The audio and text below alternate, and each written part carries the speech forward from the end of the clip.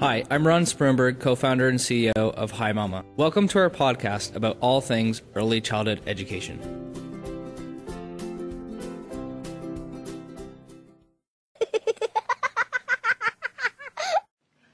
In this week's episode, we learn about improving the quality of childcare through creating professional learning communities with our first international guest, Wendy Aki from Ireland.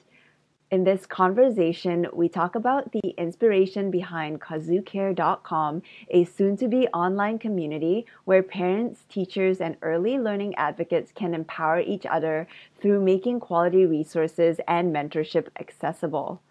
We also focus on the importance of investing in our teachers through supporting them and increasing the appreciation for early childhood education by starting conversations. This is all so that children, no matter who they are or where they are from, can have access to quality education. If you're a parent, an educator, or an advocate looking for inspiration on how to support our teachers, then stay tuned for this episode of the Preschool Podcast. Wendy, thanks so much for joining us on the Preschool Podcast. It's great to have you as a guest on the show. Thanks for having me. So it's very exciting because you're going to be our first international guest, or overseas, I should say. Yeah, because so far all of our guests have been from Canada and the US, and you're based where? I'm based in Cork, in Ireland. Cork, Ireland. Okay, cool. Yes. And you've started something there called Kazoo Care. Can you tell us a little bit about what that is? Yeah, so KazooCare.com offers teachers, providers, parents in the early childhood community a place to share, collaborate, and stay informed on changes in the early childhood profession. So I really wanted to be a place where advocates can have their voice heard, they can publish blog posts themselves on the blog, but they can also share and sell teaching resources. So that can come in the form of videos, lesson plans, e-books, white books, just a place where, you know, if you're a teacher, a homeschooler, and you're working with children, you can log on to KazooCare.com and just find all the information essentially that you need to educate and care for young children in the most effective way possible. And what prompted you to start this website? So it's kind of a long story, so I'll start at the start. I live in Ireland, in Cork, but I originally came from Nigeria.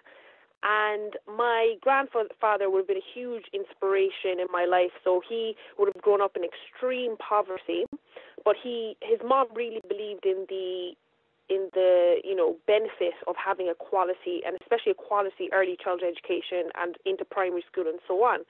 So even though he grew up in extreme poverty, he went, to a good preschool, good primary school, and essentially became a lawyer. He went to study in Bristol University in the UK, and then he became a judge in Nigeria. So it's always been ingrained in me, the power of a quality early childhood education and what that can actually do for a child's life. Not only can it break the cycle of poverty, but it can help them, into adulthood. I mean, we know the benefits. Research shows that these children are less likely to be incarcerated. They're more likely to own their own homes and have a better educational attainment than children who don't receive these quality learning experiences. So that's one. So I always believe that, we should support our teachers because they make a huge difference and can make a huge difference in children's lives. But then I went in, of course, and I did my degree in early childhood education, and I'm now doing a master's by research, where I looked at the challenges that preschool providers, teachers, and also parents face when it comes to educating and caring for young children. And what kept coming up in my research was that we don't have a place as preschool, providers in the community to access quality teaching resources, to just be able to ask a question, advice and support. We're using Facebook groups, and things like that, but we don't have one place where we can get this information. And also pay was another huge thing, people were saying, they had to get a second job to supplement essentially bills that they had to pay because, so I thought, okay, if we can promote best practice, get all this information online, but then also enable parents or homeschoolers, preschool providers and teachers a place where they can share their resources for free if they want, but also sell their teaching resources at an affordable price, then not only are we helping preschool providers and teachers, earn an extra income, but then we're promoting best practice. So that's essentially where kazoocare.com came from. Very cool, very cool. And what are you studying for your master's then? Yeah, so it's a master's by research in early childhood education. So I've interviewed over 30 parents and teachers and providers in the early child community, and I'm just looking at the challenges they face, what needs to be done to improve the quality in early childhood education. So I've looked at all the way from compliance, regulations, all the way to teaching resources and curriculum. And so I would think that some of the larger childcare organizations and programs would have some of these types of resources, and some of the smaller ones, especially maybe like home childcare programs or homeschooling parents, would require something like Kazoo Care. Is that right, or are some other like larger childcare programs also using this? Yeah, so I mean, right now we have 4,000 people that have signed up. I haven't launched the website as of yet. It's, I'm just kind of testing it out and talking to preschool providers, but a lot of them are actually teachers. A lot of them are teachers, and then we have a few homeschooling parents. But I'd say out of that, because I've talked to a lot of them, and I'd say out of that 4,000, easily 3,000 are actually teachers themselves. Which is quite interesting because, as you said, you would think that larger organizations and preschools would have, these teaching resources. But what people have said to me is that with regards to the curriculum, they want it based on the child's interests and things like that. So it can be difficult, to sit down and make those learning experiences and opportunities. But maybe if you just wanted to log on and talk to another provider or teacher, get, some advice, or you just wanted to type in, search into Kazoo Care, maybe your children are interested in playing with sand or water play, so you could just type in water play and then see what comes up. So it can just kind of give you more ideas, really, on how to provide quality learning experiences for young children. And do you think it's accurate to say that preschool teachers now are seeking to be more proactive with finding more creative resources and bases of knowledge and information for what activities to do in their programs to provide that more individual experience for their children? Right. So I'm just going to base this on my research, and what I found with teachers was that, so in Ireland, for instance, we have the Astra curriculum framework, and this would be the same in the UK, and also, Common Core standards. Curriculum and curricula are really pushing the individual child, really focusing on the interests of the child, dispositions, skills of the individual child, instead of just having just a generic lesson plan that, like anyone could do or whatever. We're really focusing on honing the skills of the individual child. And so a lot of the preschool teachers that I would have interviewed would have said that they were really looking for individualized lesson plans, or lesson plans that they could use for a number, that they could apply, to any setting. So yeah, I would think that it's moving towards a more creative, innovative way of making learning experiences. So it's not just generic, or you tell the children what to do, but you're actually following the child's lead. You're allowing the child to explore, but then you're basing your teaching and your practice on what the children are interested in. You're not telling them what to do, if that makes sense. Yeah, it's great. And I mean, it sounds like there's more applying of knowledge and experience with this type of approach. So I think it's excellent. Right. And I know the idea of a community of teachers and educators coming together online and offline is a common theme of the podcast, as something that everyone seems to think is something that needs to happen more and needs to be more accessible. And so I think Kazoo Care is definitely onto something with that. Now, there's quite a number of things that I can do when I come to the site. What are you finding that people are engaging with the most, or is there certain things that are resonating with your visitors in terms of whether it's lesson plans or books or activity ideas? Yeah. So I think one of the main things that people are going to would be first things like math resources, and instead of individual lesson plans, they're going for more teams. So like a lot of the e-books that are there now, people are saying are quite good because it gives you kind of the whole picture. So instead of just giving you one lesson plan, it takes you through why science is, for example, the science math resource pack, it takes you why science is important in the first place. It gives you a bit of theory, a bit of background. It tells you how to actually apply the science resource pack. So you can use this, over a year, instead of just using one lesson plan. And then you can look at the different lesson plans and say, oh, actually, there's one child in my preschool who's quite interested in shapes, for instance, or who would love that experiment on on how to, make lava and using natural materials. So you can really apply it to a wide range of settings. So I would say that something like the e-books that give a lot of value, in the science e-book, you're getting 50 science lesson plans, and you're getting adaptations for children with special needs. You're getting pictures. Some teachers would use worksheets, so we've included them in the resource packs. But then also the blog would be something that a lot of people are going to, because it's updated regularly. And I also allow, teachers, providers, as I said, homeschoolers, advocates, to have their voice heard. There's a lot of different things going on in the early childhood community, as I said, with pay, working conditions, an over-regulated sector. And people really want to get, their voice heard. They want to write on these issues. And I really believe that as a community, if we can come together and really start telling society not only why early childhood is important, but why we need to invest more in it. And if more people keep talking about it, someone is going to listen. They won't have a choice. So so the blog really allows, and you can just submit yourself. Obviously, the content is moderated, but we get really good people writing for the blog. So we've had people writing on inclusion and tolerance. We've had people writing on quality in education. So just a range of topics in early childhood education. So definitely the blog, and obviously the e-books, that come with a variety of lesson plans.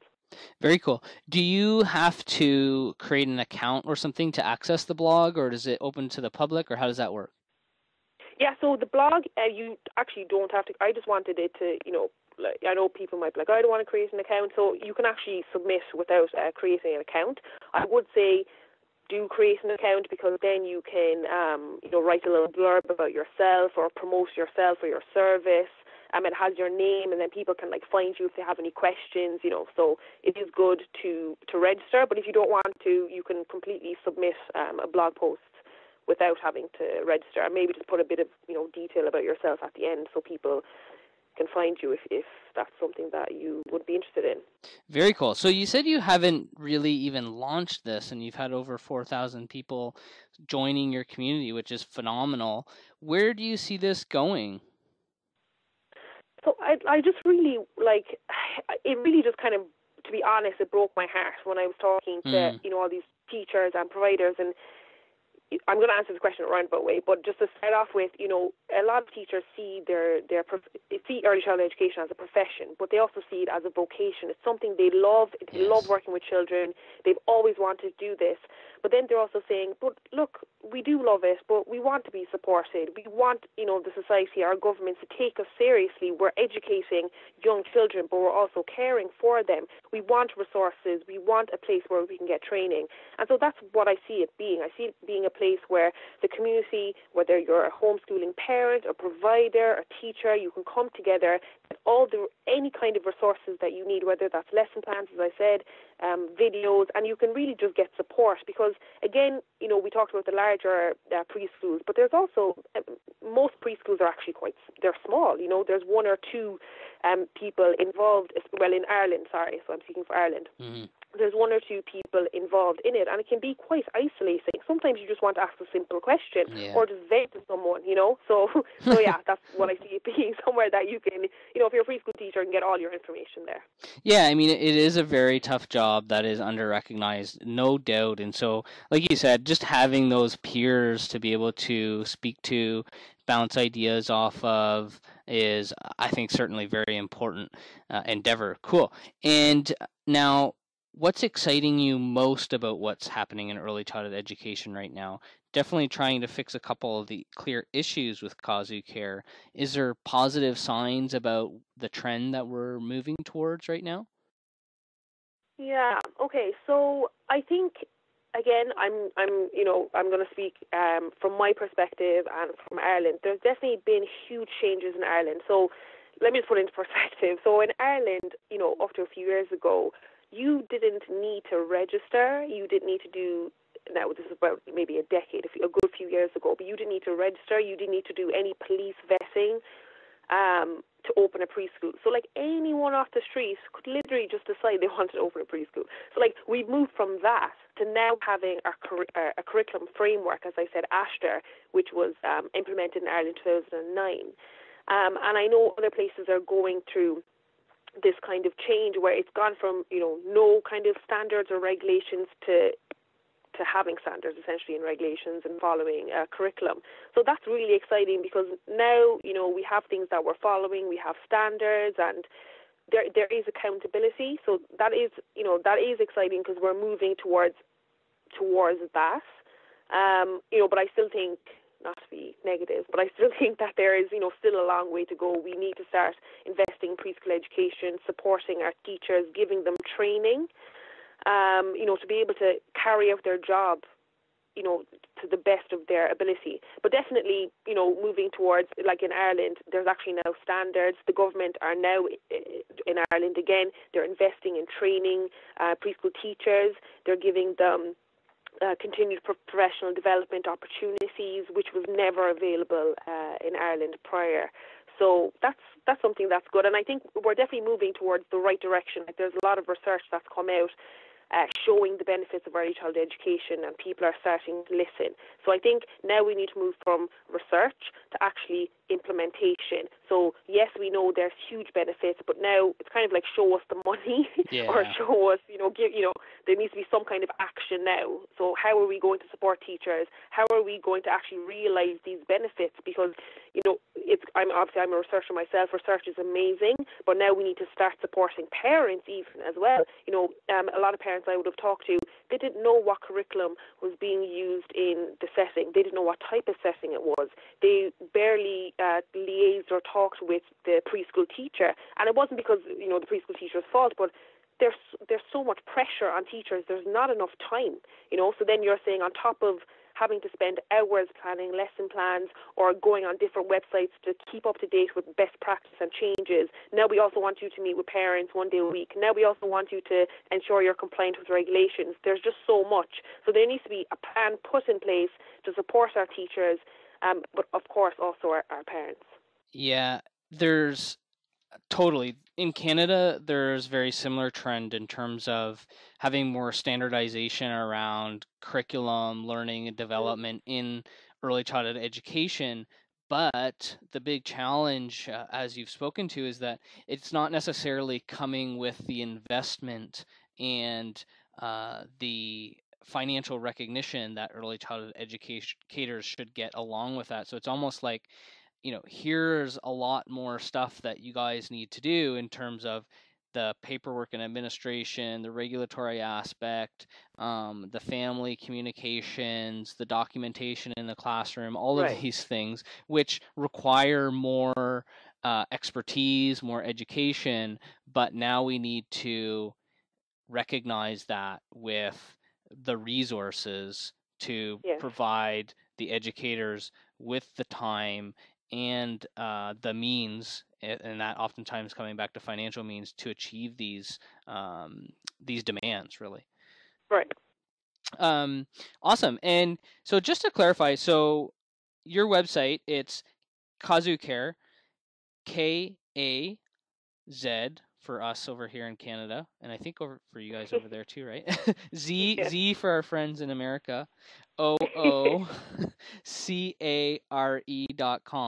Sounds like a very cool website. That's definitely meeting a need that we've heard about in terms of bringing teachers together to share experiences and information and quality teaching resources, as you say, keyword being quality.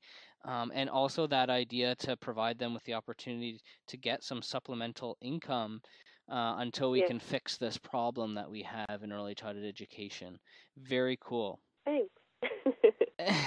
Wendy, thanks so much for coming on the show today. It's been great to have you as a guest. Thank you so much. It's been a great experience. It's my first time on a podcast, and I just want to come back now. I don't want to leave. It's been great. Thanks so much for having me. Wonderful. Thanks, Wendy. What's your name? Michaela. Michaela. How are you? Hi. You having fun playing? Yes. It's a nice day, isn't it? Yes. Yes. What's your favorite thing to play out here? Playing monsters. You like to play monsters? Do you like the swings? Okay. What else you like to do? Play my Dora bike. Oh, with your Dora bike?